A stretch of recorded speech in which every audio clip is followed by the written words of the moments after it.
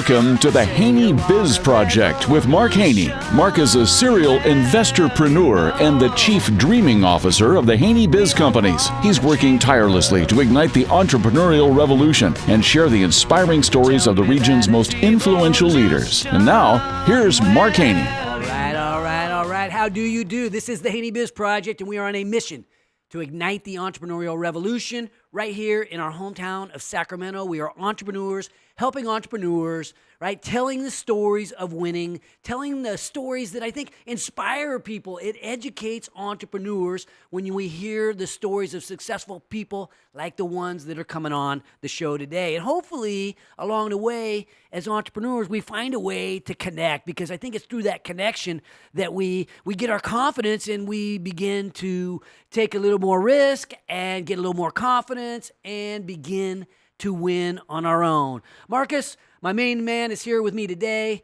Are you hanging or banging today, buddy? Well, I am fired up on the Haney Biz Project. To answer the question there. I didn't want to tell you what I was doing before this, so I guess I'll tell you I'm banging. So right here on the Haney Biz Project. We are at our very best. We are on our very best opportunity. A lot of times as entrepreneurs, we sort of get stuck.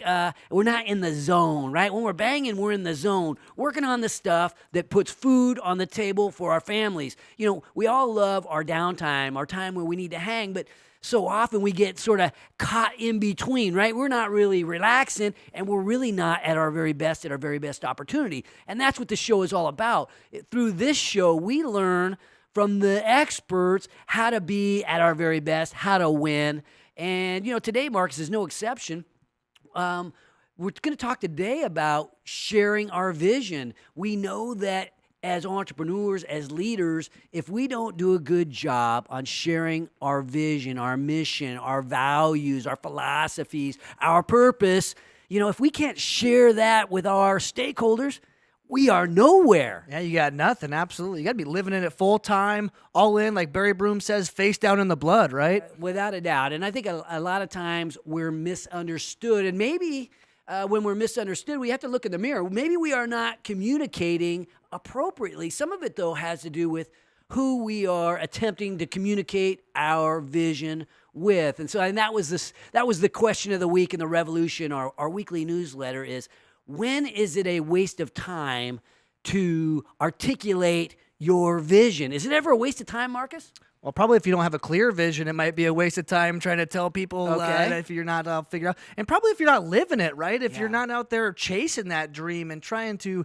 really take a hold of by the horns and really get after it, it's probably a waste of time in that scenario. Have you ever been in a situation where you're sharing your vision and the person you're talking to just doesn't seem to care, right? It's like, you know, all the time. Yeah. Yeah, it's awkward, you know. So why isn't it a waste of time to share our vision with people who just don't care, or maybe people who just will never understand it? Well, you got to know your audience, right? And you got to be able to speak to them accordingly. So I think if you know your audience well enough to deliver the message how they want to hear it, I think that you can share your dream with just about everybody as long as you shape it right. It's got to be a clear message, or you will be misunderstood. And the person has to care what you're talking about. The other day, I was driving down the road with your mother, and we got up to the stoplight, and we're listening to the 70s music that I like to listen to, and I'm sharing my vision with her. And she probably doesn't want to hear it. She's trying to take it in while we listen to the radio. And a song comes on the radio, and it made me think about being misunderstood. Sometimes there's these songs that come on the radio or on anywhere, and you don't have the word. You never heard the song Blinded by the Light? Oh, of course. Wrapped up like a douche in a run of the night. I don't even know what they're saying. But I usually just... Yeah. But I've looked those words up, and they're a little cryptic, but most people don't even know those words. And then a song comes, so I'm driving down the road with your mother, actually stopped at the stoplight down here, and a song comes on the radio by the Bee Gees. It's called Fanny Be Tender. Jeff, can you roll that real quick?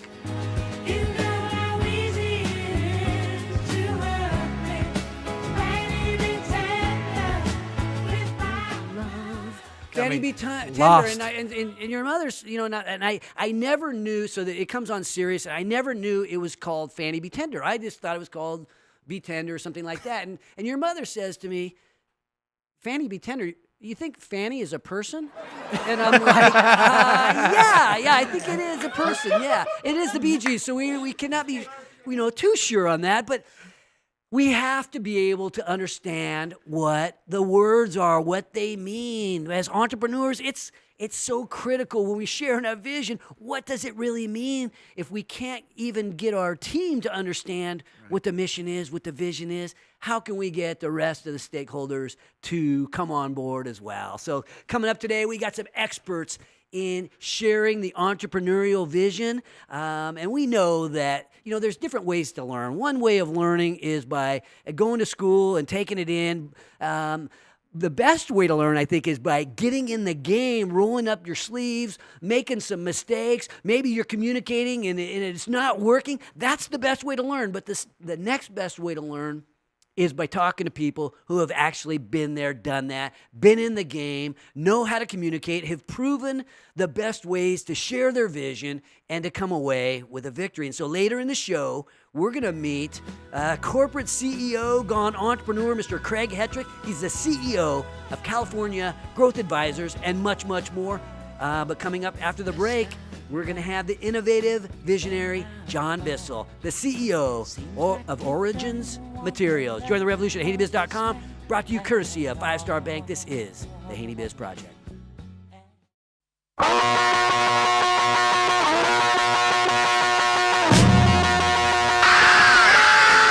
Now, back to the Haney Biz Project with host Mark Haney. All right. Welcome back to the Haney Biz Project, brought to you courtesy of Comstocks Magazine. I'm Mark Haney, and I am joined by John Bissell, the CEO of Origins Materials. How you doing, John? Doing all right. I appreciate you coming back down. It's been a couple years. You were known as Micromidas back in the day. Yep. What's changed in this last couple years? It's been interesting. So, really, what we've done is we've taken in investment, substantially from two of our big announced customers, Nestle and Danone, and then we've taken in a variety of investment around that as well. And so we've got the money essentially that we needed, and we're converting that into the plant. That plant is going to operate with our technology, and that's the first step in generating revenue, in getting to convert all of this research and investment and technology into something that actually helps the world in a material way. Well, let's talk about that research and technology and what this is going to turn into. Give us an overview of the organization and what these products are that you're developing. Yeah, so what we do is we take biomass is what we call it, but what that really means is sort of wood chips, or it could be cardboard waste or yard waste, something like that, and we convert that into chemicals and materials that you use. It's sort of I've heard it described as the world of things, right? So people talk about the world of bits. The chemical industry, and we enable the world of things. And we try to make things that are better, that are more economic, and that are more environmentally friendly. So fewer greenhouse gas emissions, better for human beings generally, right? All sorts of stuff like that. So the thing that we talk about the most that we make is PET, which is what you put into plastic bottles or polyester fiber in your clothing, something like that. So we take, instead of making it from oil, we take wood chips or biomass, which sucks carbon out of the atmosphere to grow the thing that's used as the feedstock, and we make plastic. And I think last time we talked, petroleum was, $30 a barrel, somewhere in the 30s. It's now, I think it's gone up quite a bit since then. It's still not high, but part of your value proposition is you're competing with petroleum, right? Yep. So how are things looking on that front? So it's great. I mean, even when it was in the 30s, we felt okay. There was some pressure there, but as we've discovered in the intervening years, right? I think I don't look every day. The last time I looked in the last couple of days, I think it was 67 a barrel. Yeah. So it was getting pretty hot. Twice as possible. Yeah, yes. Right. And so all of that essentially is exciting margin. Now what we found out, of course, is that it's volatile, right? So people will often tell you the price of oil, well, now it's low and it's going to be low forever. That's never the case. Also, it's never going to be high forever. But that uncertainty in the price and the way that manifests in the planning of our customers, that's a big deal, right? So if you're buying substantial amounts of material for the foregoing 6 months, 12 months, and the price of your material could change during that period of time by a factor of 2 or sometimes even 3, That's hard to plan for. Okay. One of the main value propositions that we bring, aside from the environmental benefit, is that we can provide fixed cost pricing, Yes. right? So we can suck the volatility out of this. And that doesn't mean you want to necessarily have all in volatile pricing. Sometimes it's useful to have a little bit of volatility, but it means that you have another thing that you can add to your buying portfolio of material. Right. I can imagine that stable pricing allows you really to project out where things are going to be. It gives you that confidence to move forward and invest. Absolutely. I mean, that's exactly right. If you look at the price of tree, so we just talked about the price of oil changing by a factor of 2 in the last year. If you look at the price of trees in a given area, it's been essentially flat for about 100 years on an inflation-adjusted basis. So you're taking trees or other items that might be considered waste, and you're buying them, and you're making plastic bottles. Are these bottles now something that are going to be recyclable? I mean, how environmentally friendly is this? Yeah, so that's a good question. One of our key stipulations when we were going to look at plastic bottles was that it has to be recyclable. You have to be able to recycle it in the existing recycling streams. And that's because there's a lot of infrastructure that's been set up by these companies, right? Nestle and Danone, they care a lot about making sure that their materials are recyclable. That's a critical part of their strategy. If they're going to introduce something new, if it can actually be better, it needs to also still be recyclable. How much of your focus is on, right, these are water companies that have, like bottled water type companies that have invested into Origins. How much of your focus is around stuff related to water bottles? So water bottles for us are, they're a big part of the market. They're exciting. There are a lot of reasons that are probably overly technical for why water bottles are a good starting spot. But if you can do it for water bottles, you can do it for carbonated soft drinks. You can do it for fiber, which is polyester, all that kind of stuff. So that's not a stopping place. That's just the starting spot. And the idea, not only from a you have the fixed pricing, but the environmental concerns have become so huge. You can't even buy you have to pay for a plastic bag when you go into the grocery store. I mean, how much is this a game changer for, I guess, every industry? Yeah, so we've been doing some studies around that, and you got to be kind of careful about the way you account for all those sorts of things. So people are very touchy about it because you can fudge the numbers. There's no gap accounting people are trying to develop a gap type standard for environmental benefit, but it's not really entirely accepted at this point. So I would say, broadly speaking, we see substantial double-digit reductions in the greenhouse gas emissions per kilogram, let's say, of plastic that we make. Now, it could be even better than that, could be a lot better than that, but a lot of that's sort of being sorted out right now by our customers. And they make a lot of those final determinations about how do you account for that. We don't. We make it, we do the best we can. We say, look, you guys measure this. You tell us what you think it should be. And you launched your business. You went to UC Davis, launched your business, and opened up in West Sac. Tell us about the beginnings, and then maybe some of the struggles that you've had to go through since the last time you were on the show, because I know it couldn't have been easy. Yeah, sure. So really, for us, getting the money together, that's always a challenge because people, industrial investment is becoming more interesting. In fact, over the last 2 years, it's the overall feeling about industrial and technology investment has changed quite a bit. I mean, Tesla is a major driver of that, right? Okay. Tesla is basically an industrial technology that's obviously it's automotive, so it's not the same as ours, but it's the same class of let's invent technology that affects the real world instead of software. Right. And so that's starting to change the overall investing environment, and that helped us. But for us, the real challenge, because we closed our round of financing about a year and a half ago now.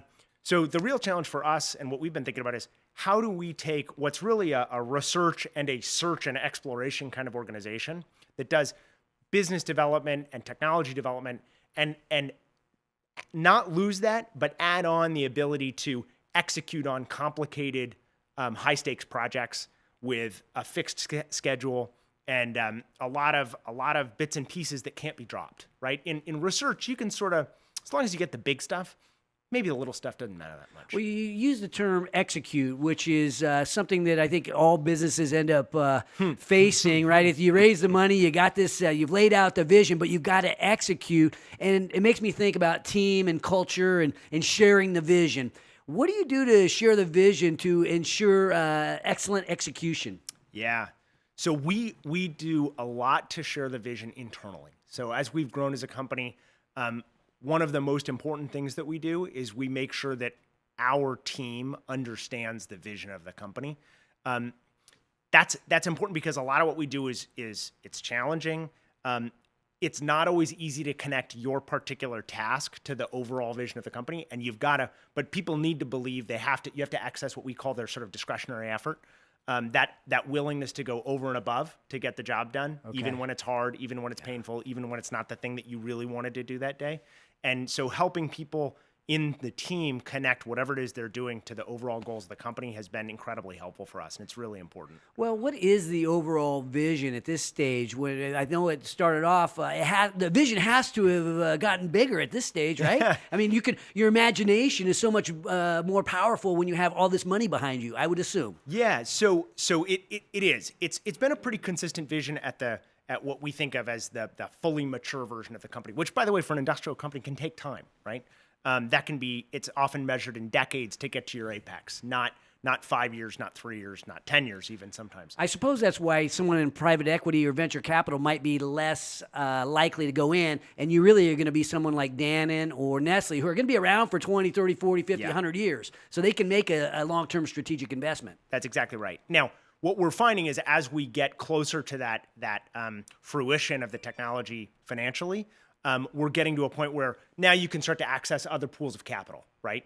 In a way that was more challenging early on. You really had to have people who understood that industrial technologies, they build big moats around themselves.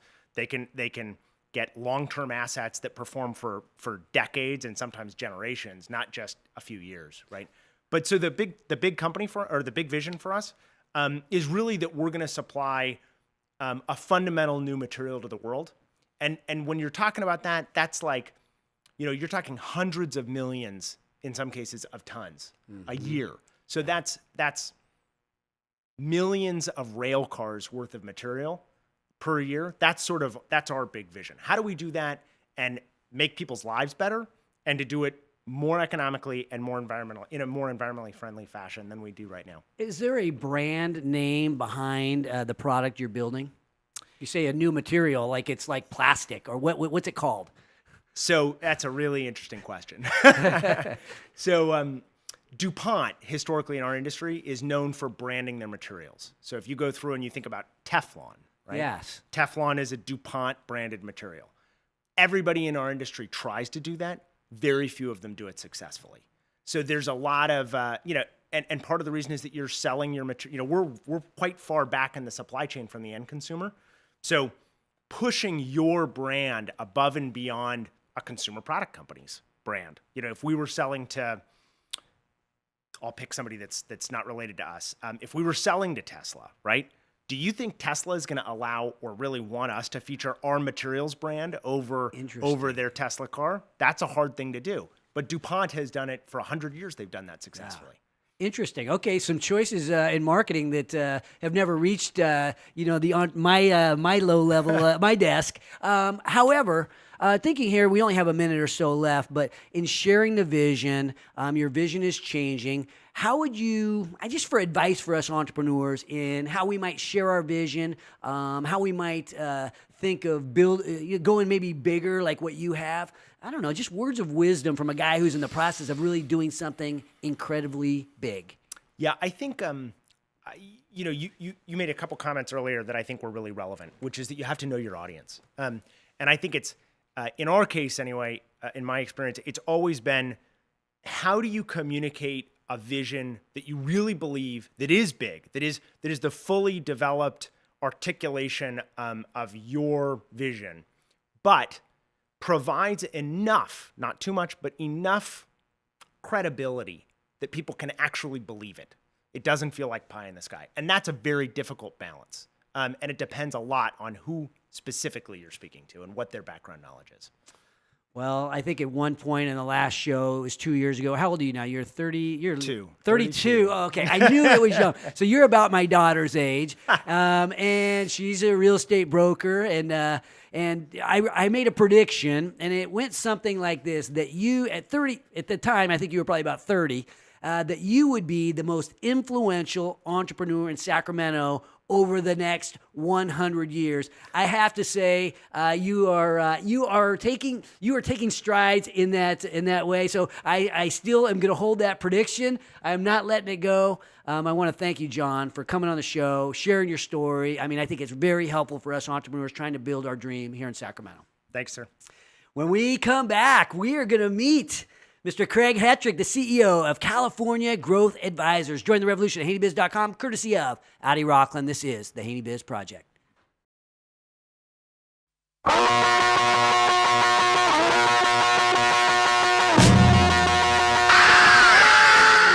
Welcome back to Mark Haney, igniting the entrepreneurial revolution with the Haney Biz Project. Welcome back to the Haney Biz Project, brought to you courtesy of Hub International. I'm Mark Haney, and today I have the privilege of having Mr. Craig Hettrich join me. He's the CEO of California Growth Advisors. How you doing, Craig? Great, Mark. Good to be back again. Yeah, so we were just talking. It's been about 1.5 years for you. John had been about 2 years. And both of you guys, I loved my job being surrounded by the most ambitious guys in entrepreneurship in Sacramento. You're moving and shaking as well. Tell us what's going on with Craig Hettrich. Sure. So if your call was CEO of Java City, and 2 years ago, I went to actually entrepreneur and started Renaissance Executive Forums Greater Sacramento and CEO peer groups where we get business owners, 8 to 10, that leverage their experience, expertise, and resources to improve performance in personal lives. And so we've built 3 peer groups, 26 members, going well. But I've also found out that there were some CEOs that just didn't have time to be in a peer group, or they might have had several components of their business that weren't as strong as they needed to be. So I've launched California Growth Advisors as a program to help them strengthen the 6 key areas of their business, and by really learning, adapting, and mastering the best practice disciplines of great companies. Well, I first have to say, yeah, for sure, thank you for coming back on the show. I think this is very helpful for our audience. But thank you on a personal note as well. My daughter, Ashley, CEO of Haney Garcia Realty Group. I think she's got like 60-something agents now. It's growing pretty well.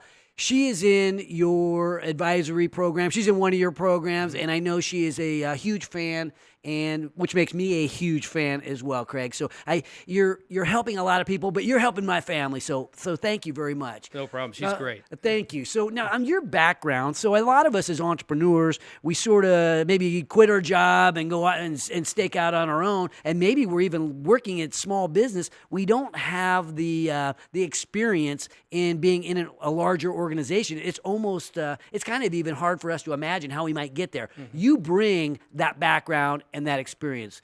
What do you bring in experience? Well, I think I bring in the fact that I've run companies in very small levels, of 5-6 million, which are a lot of these type companies here, all the way up to 420 million.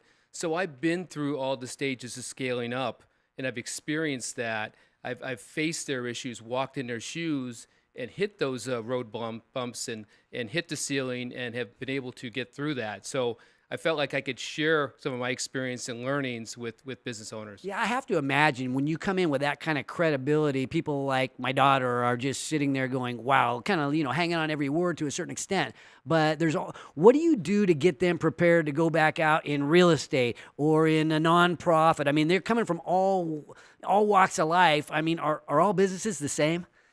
Well, they're all different, but there's a lot of commonalities in the way you run a successful business. Like I said, there's about 5 or 6 key areas of your business that have to be strong. You have to have a vision, a clear vision, as we're talking about today, which is great. You have to have people, the right seats, great processes. You have to execute strong and hold people accountable and things like that. And so we teach those, and then in the peer groups, they learn from each other too, mm-hmm. and that feeling that I'm not alone, and they share their experiences and their expertise from different backgrounds and in different functional areas, all look at the world very differently, and they have that best thinking on the table to help them with their decisions. What kind of problems are people or obstacles in business are people experiencing? Yeah, probably the number one is hiring great people. And I think that's a big one there. I guess right now, too, especially in Sacramento, right? It's hard to find great people. But you know what a differentiator is for them? It's culture. And culture and core purpose matter. So when we talk about vision, before you even get your vision settled, you have to have your core purpose done. So we go through exercises with our teams and our leadership teams, and we ask them what their why is. And it's a simple process: what you do, why you do it 5 times, and you come to that 3-word why that is really your North Star. Right. So that is everything you do. Walk that me has through to go back that to exercise. I think that's a fun exercise. I've done it myself, where you say, "Why do you want to do that?" Right, and then, well, Yes. why? Why? Walk me through that. The reason why I do that is because sometimes the management teams are split on where they want to go, but that is a unifying process. It gets everyone level set on why we're doing this, right? So you first exercise, part of the exercise is you say what you do, right? Working alone, 5 or 6 people in a management team.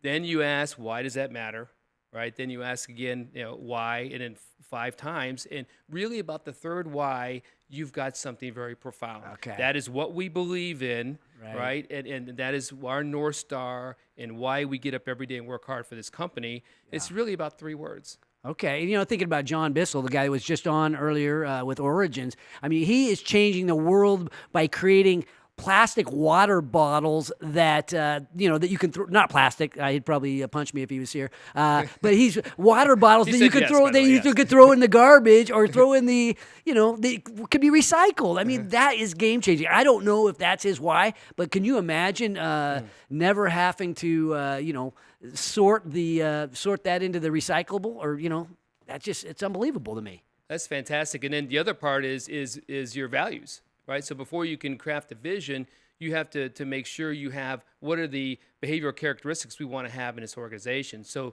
you've got your core purpose, your why, your values. Then you're ready to start crafting what that 10-year vision looks like. Okay, so you got your purpose, your why. You've got your vision. That's what you might imagine for the future. You've got your values that are shared among the teammates.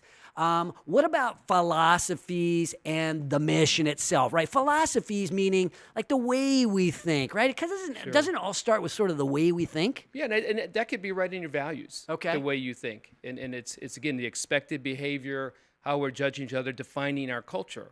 So then you're understanding, with the understanding that's the way it is, then there's a certain, like you said, philosophical approach that fits or doesn't fit. Because you got to make sure you have the right people to go along that journey with that really will fit within that culture. And you got to ferret that out when you go through that, for sure. And then there's the mission, right? We talk about the mission, right?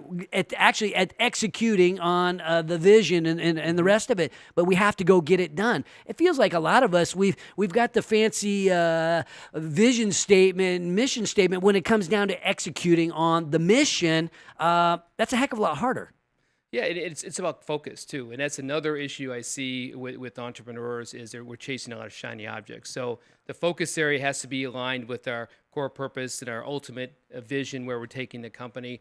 But to really focus their efforts and have 1 or 2 or 3 priorities for the entire company and a process in which we hold ourselves accountable for achieving those action steps that moves the ball down the field.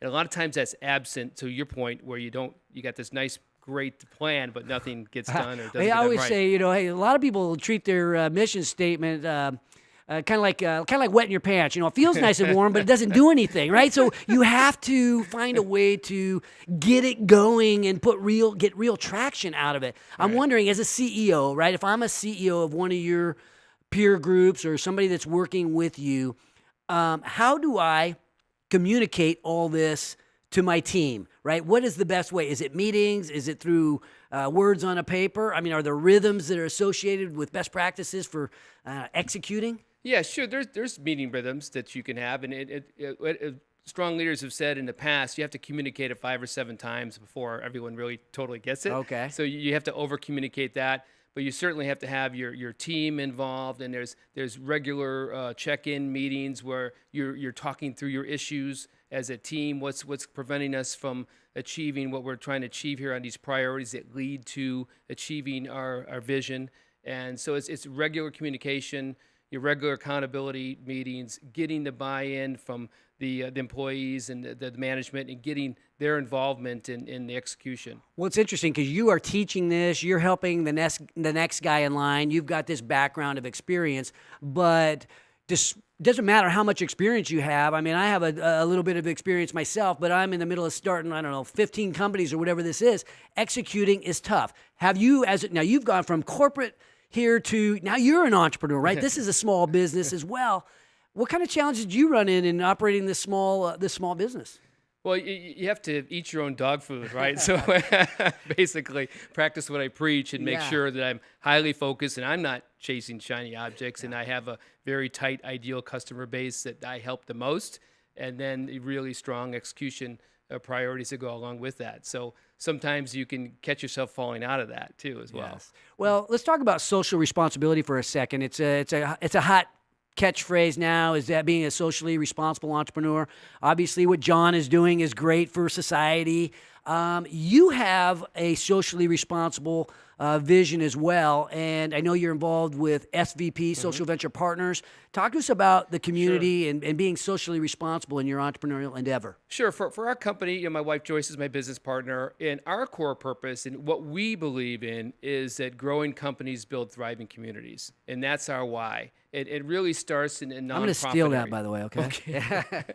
You trademark. Yeah. But it starts with the nonprofit community and education. And that's what SVP is all about, that we have to have kids that are growing up and having a future in terms of being trained through technical schools, colleges, what have you, and in the areas that we feel will fuel growth in Greater Sacramento. A great example of this is a Powerhouse Science Center, too, as well. I think that should be a cornerstone of GSAC's strategy, is because they're really pushing STEM and getting kids interested in STEM. And the more they're interested in STEM, they'll go to college and study those areas, and then we'll have a pool of qualified workers that are ready to go, and we can attract more companies that are technology-based to get in there. So that's why we believe very strongly in working in a nonprofit area in education. And SVP, we're all partners where we contribute dollars, we pool our dollars together, just like you would in a VC, and we invest in building capacity for several nonprofits. Yeah, it's incredible what you do as Social Venture Partners. I know John is involved in that. I am involved in that. And you guys have a big event coming up at Golden One. I think it's the 8th of March. Fast Pitch, yes. Fast Pitch. I get to be one of the judges. But you mentioned GSAC, right? And a lot of people might not know what GSAC is, but these guys, it's a group of people who have come into Sacramento to help recruit business into Sacramento and help business thrive here in Sacramento. And I guess my final question is around Sacramento, right? My hometown. I guess you haven't been here all your life, but this is your adopted hometown now. You think about working together. I call it the power of with GSAC, with the Social Venture Partners, with guys like Craig Hettrich and John Bissell. How important is it that we all work together as leaders? Well, it's vital. And if any one of those pieces is weak, we're not going to have a thriving community, right? So we need to strengthen nonprofits that work on education. We need to work with entrepreneurs starting companies, which is a lot of environment around that. And in my companies, I'm working with companies that are 1 to 12 million and strengthening areas of their business so they can scale and so they can be job producers. And all of that working together helps to build a thriving community. I love it. I appreciate you coming on the show again, Craig. We will have you standing invitation here for you. You're so articulate and you're so educational for the entrepreneurs here in Sacramento. When we return, I will be rejoined by Marcus Haney. We'll talk a little bit about our vision, and we're going to talk about the entrepreneurial community right here in our hometown of Sacramento. Join the revolution at HaneyBiz.com, courtesy of the Entrepreneurs Organization of Sacramento and Greenberg Traurig. This is the Haney Biz Project.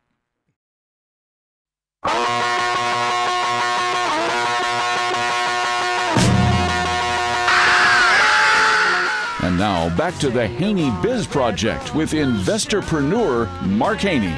Welcome back to the Haney Biz Project, brought to you courtesy of accounting firm Clifton Larson Allen. I am rejoined by Marcus Haney. Marcus, we've had some great guests on the show today. I mean, John Bissell, incredible what he's doing over at Origins, and then obviously Craig Hettrich helping so many entrepreneurs right here in our hometown. Closing thoughts, takeaways from today? Yeah, I thought it was great that Craig called you out on chasing some shiny objects over yeah, here. was he talking about me? I didn't even know what he was talking about. I think there was a little I wink-wink didn't realize situation going on. that. Just teasing, though. Craig. But, I'm really excited to watch John Bissell over at Origins take off like a rocket ship. That company is really doing some great things. Based right here out of Sacramento, going to be an international sensation. Looking forward to that. I thought Craig was right on track when he was talking about it starts with your why, it starts with your purpose. I mean, if you don't have that figured out, whether you're alone or whether you're trying to rally the team, I mean, you're not going to get very far if you can't keep your why in the front of your mind. It's what gives you that strength, I think, going forward. Right? I was at CrossFit again this morning, and you know what? It's like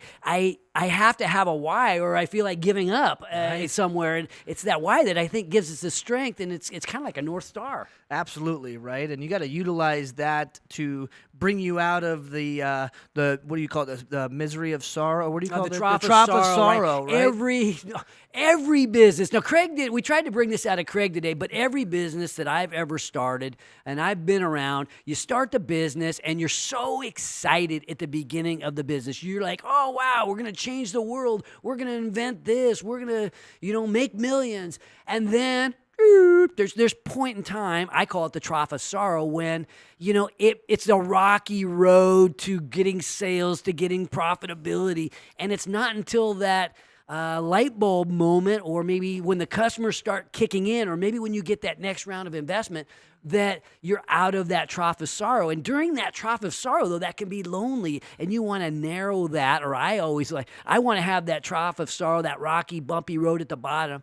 I want to minimize that if I can. Absolutely. And that's kind of what we're doing here at Haney Biz, right? Is to help entrepreneurs shorten that length of travel a little bit and get them out of that trough of sorrow sooner with more excitement and, with more profitability. We got to get them banging. We got to get them working on their very best things. You talk about chasing the too many shiny objects. It's like, well, there's got to be a time where we get focused, and I do think that, we do that in conjunction with California Growth Advisors to try to help small businesses achieve their dreams. And so you think about the vision here of Haney Biz. Here I have this vision. I think you know this, Marcus, of 100 millionaire business partners having dinner in my backyard.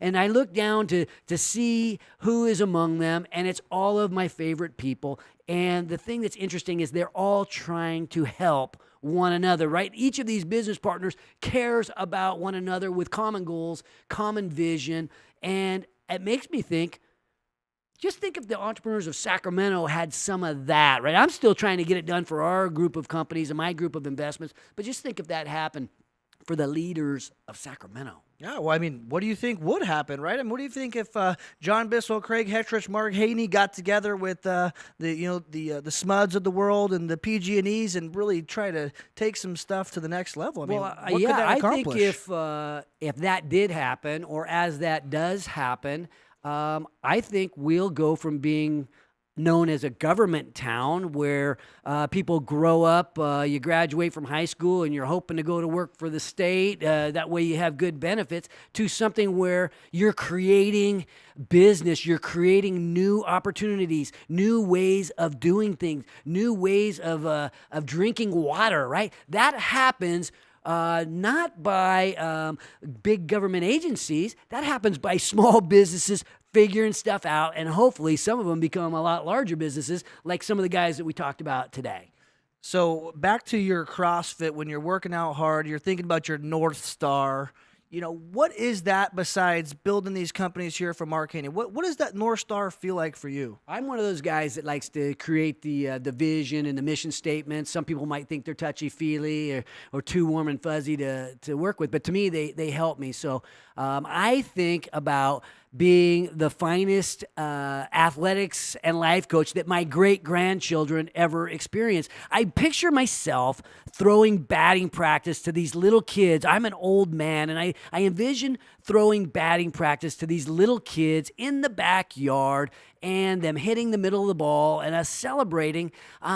So that means I have to be close with my family. And you and I have taken on something we call Haneyville. I guess it's time to bring this up to our listenership, but it's something that has taken hold of our family in the last 3 or 4 weeks, maybe a little longer, 5, 6 weeks. Yeah, we started something called Haneyville, which is a small town in Loomis, right? And it's it really looks like a town. We bought these 40 acres, and it looks like a town. It's an old winery, and we're going to make it a family compound, a place where you can build a house, Marcus. Your sister can build a house, our daughter, and your mom and I can build a house. And, I can find a way to spend more time with the people I care about, and maybe get a chance to throw a little more batting practice, because that's what I love to do. To me, the times that I threw you batting, how many pitches do you think I throw into you in my life? Probably 10,000 pitches, a million. Yeah, I have thrown more batting practice probably than any father in the world has thrown to his son. Here you are, 30, about to turn 30, and you're a Marine and an entrepreneur, but I've thrown a lot of batting practice, and there's nothing more therapeutic. I think there's nothing that bonded us more than, along the way, I became a pretty good pitcher, right? I'm throwing so much batting practice that, and as I saw you become a hitter, right, and playing baseball on competitive levels, I was like, that bonded us. I want that again for my future generations. Well, it's really exciting for me, you as my mentor, growing up and seeing your vision and me piggybacking that a little bit with the Haneyville compound. It's really exciting for future generations, my kids, right? Yeah. We're doing something great. And I think that's something that we're doing here with entrepreneurship in Sacramento, that, the ripple effect is really, really going to take off and do something great. Yeah, I agree. I think you use the term ripple effect, and I couldn't agree more. What we're doing in some small way, what Craig Hettrich is doing in a different way, in a significant way, what John and his company is doing, I think that emanates throughout the people that know us. So we think about, like, how do we become better entrepreneurs? How do we, what's our steps in chasing our dream? I say it's go be around people that you might want to emulate, people that you might want to be more like, but people who care about your vision. We talked at the beginning of the show about when is it a waste of time to share your vision? And I think it's never a waste of time when you're sharing your vision with people that care about you, with people that you care about, with people that want to help you get from point A to point B. It's never a waste of time to share your vision with the people you love. I couldn't agree more. This is the Haney Biz Project, and we will be back. We'll be back in just with a a little minute. more Mark Haney in just a minute. This is the Haney Biz Project.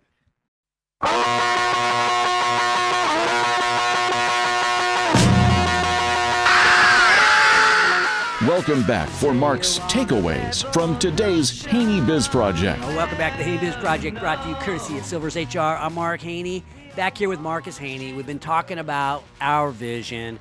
We've been talking about the need to share our vision here in Sacramento, but I think every entrepreneur needs to figure out a way to share their vision, and it starts with finding our voice, right? We got to, as we said, have a purpose, know what the vision is, but you have to find your voice, I think, if you want to really execute. And I think there's been times in my life, and you might not think about me as the guy that might be afraid to share his vision. I think when we first started the radio show, I was pretty nervous, and the nerves have calmed a little bit. And here we are. We're talking about, throwing batting practice to my great-grandchildren in my backyard with confidence and with passion. But I think in my entrepreneurial career, I've started a number of businesses. I wasn't always that guy. I think there's been times when, even with my own teammates, I was not strong in articulating my vision. I wasn't strong in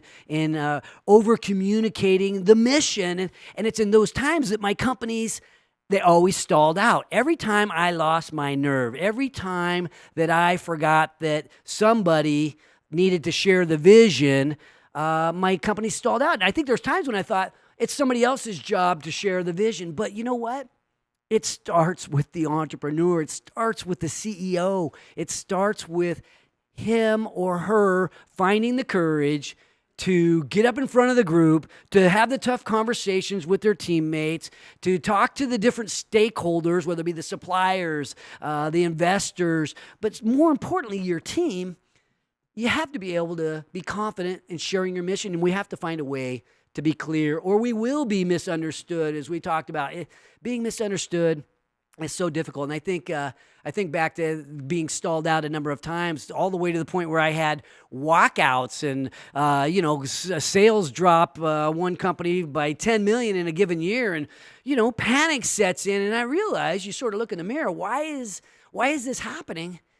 And all I could see was this guy that was afraid to share his vision. So as I think about the entrepreneurs of Sacramento, you, Marcus, as you build your company, the different people that I coach, we have to find the courage to step up and find our voice. We have to find that voice. It's never a waste of time to share the vision with the people that care about you, and that starts with our team. Hopefully, we've surrounded ourselves with people who believe in us. And I think about the Haney Biz team that we have here today, the people sitting around me, my business partners, and I would be nowhere without this Haney Biz team. And we're this series of startups, and we're still trying to figure out exactly how we might hone in on our vision. But I have to say thank you to my team that's helping me with the radio show, helping me with this entrepreneurial dream of igniting an entrepreneurial revolution right here in Sacramento. So stop telling our dreams to small-minded people. Hire the people that have the ability to comprehend and to share our vision, because unshared dreams, you know what? If we don't share our dreams, they surely die. So just thinking about a shout out to everybody here in Sacramento who's fighting the good fight for our freedom, our security, our way of life, and entrepreneurship. Salute to all of you. Never above you, never below you, always by your side.